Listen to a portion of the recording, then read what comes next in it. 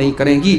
10-15 سال کے بعد حالات کیا ہوں گے آپ سوچ نہیں سکتے ہیں. کتنی تیزی سے ہماری قوم کے اندر بگاڑ آ رہا ہے آپ سوچ نہیں سکتے. اور تیسری جو وجہ ہے میرے بھائی لڑکیوں کے مرتد ہونے کی تیسری وجہ موبائل کا بیجا استعمال. میں یہ نہیں کہتا موبائل حرام ہے, موبائل استعمال مت کروائیے اپنی لڑکیوں سے, مگر آپ موبائل دینے کے بعد نظر بھی رکھیے. رات کو 2 بجے آپ کی لڑکیاں آن لائن ہے, کیوں آن لائن ہے بھائی؟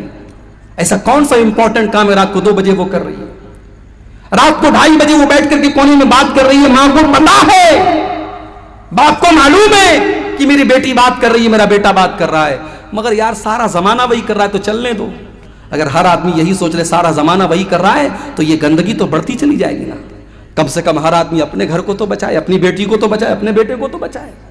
میرے بھائیوں یاد رکھو, اگر ماں کے قدموں کے نیچے جنت ہے اور باپ جنت کا دروازہ ہے تو ہر باپ یہ بھی سن لے, ہر ماں یہ بھی سن لے کہ اگر آپ نے اپنی اولاد کی صحیح تربیت نہیں کی ہے تو ایسی ماں کے لیے اور ایسے باپ کے لیے جہنم کی وعید بھی ہے.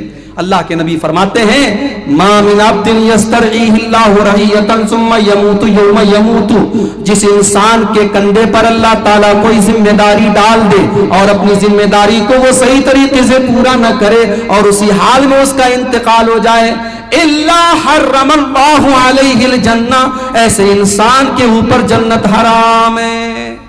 جنت حرام ہے, اس ماں کے لیے جنت حرام ہے جس ماں نے اپنی بیٹی پر نظر نہیں رکھی. اپنی بیٹی کی کالج کی چھٹی ہو رہی ہے 2 بجے, گھر آ رہی ہے وہ 6 بجے, باپ کو کوئی فکر نہیں ہے, ماں کو کوئی فکر نہیں ہے. نہیں میرے بھائی, آپ تربیت کیجئے, آپ توجہ دیجئے, اور موبائل کا استعمال ضرورت بھر ہونا چاہیے. اپنی بہنوں سے کہنا چاہوں گا انسٹاگرام پر آئی ڈی بنا کر کے غیروں سے بات کرنا بند کر دو, واٹس ایپ پر غیروں سے چیٹنگ کرنا بند کر دو. کچھ لڑکیاں ہوتی ہیں کہتی ہیں ہم ٹائم پاس کے لیے کر رہے ہیں.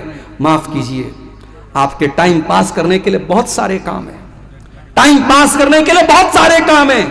آج یوٹیوب پر علماء کے بیانات ہیں, آپ بیانات سن لیجئے, کوئی اسلامی چیز آپ موبائل پر دیکھ لیجئے, کوئی حدیث یاد کر لیجئے, کوئی دعا یاد کر لیجئے, لیکن اپنے ٹائم کو ان فضول چیزوں میں مت گوائیے میری بہنوں.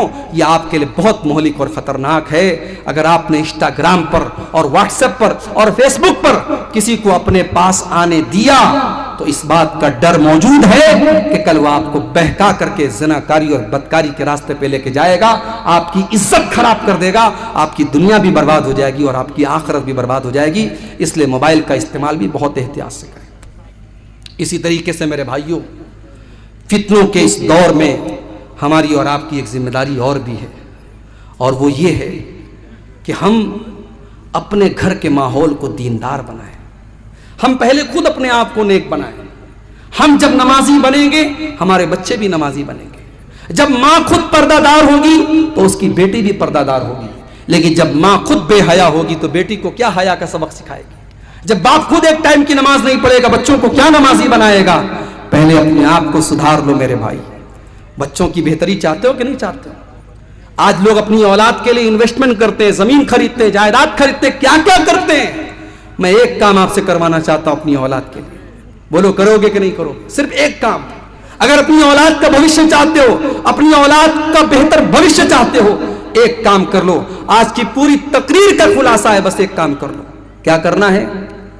اپنے آپ کو نیک بنا لو, اپنے آپ کو نیک بنا لو میرے بھائی. میں گارنٹی دیتا ہوں اگر ہم نیک بن گئے ہماری آنے والی اولاد اللہ اس کی حفاظت کرے گا. قرآن کا 16واں پارہ اٹھاؤ, اللہ تعالیٰ نے واقعہ بیان کیا حضرت موسیٰ علیہ السلام کا اور حضرت خضر علیہ السلام کا. دونوں جا رہے تھے, ایک گاؤں سے گزر ہوا. گاؤں والے بڑے بخیل تھے,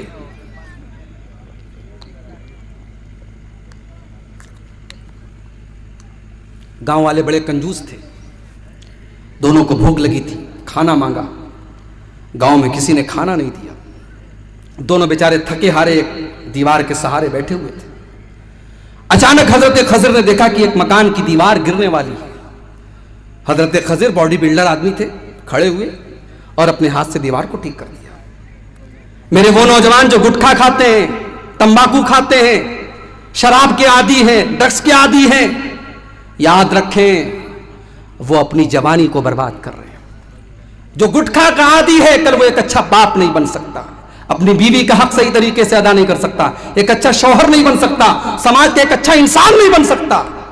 गुटखे खा करके अपने शरीर को बर्बाद मत करो, नशे का आदी बना करके अपने जिस्म को बर्बाद मत करो, अपने माल को और अपने शरीर को बर्बाद मत करो मेरे भाई। हजरत खजर की तरह बॉडी बिल्डर बनो, हजरत मूसा की तरह बॉडी बिल्डर बनो। हजरत खजर ने अकेले वो दीवार ठीक कर दी। जब वो दीवार ठीक कर दी तो हजरत मूसा को बड़ा गुस्सा आया। उन्होंने कहा कि आपने दीवार क्यों ठीक कर दी, ये तो बड़े कंजूस लोग थे, इन्होंने खाना तक नहीं पूछा और आपने इनकी दीवार ठीक कर दी, आपको पैसा ले लेना चाहिए था। तो हजरत खजर ने उसका जवाब दिया, कहा कि वो दीवार 2 यतीम बच्चों की दीवार थी। वो अम्मल जिदारू फकाना लिगुलामैन यतीमैन फिल मदीना, वो दीवार 2 यतीम बच्चों के मकान की दीवार थी और उस दीवार के नीचे उनका खजाना दबा हुआ था और उन बच्चों का बाप बहुत नेक इंसान था, बाप मर चुका था, लेकिन औलाद के खजाने की हिफाजत अल्लाह ने मुझे करने का हुक्म दिया, इसलिए मैंने दीवार को गिरने नहीं दिया, ताकि कल जब वो बच्चे जवान हो जाएं अपने बाप का खजाना पालें। मेरे भाइयों, आपकी जमीन, आपकी जायदाद सेफ रहेगी, आपके बच्चों के काम आएगी, शर्त यह है कि हम और आप नेक बन जाएं, नमाजी बन जाएं, दीनदार बन जाएं। आइए, रात का आखिरी वक्त है, अल्लाह से हम दुआ करें।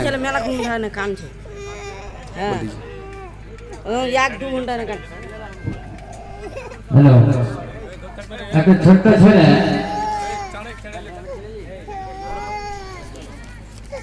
ছেলে হারিয়ে গেছে, তো এই স্টেজে আছে, দেখো।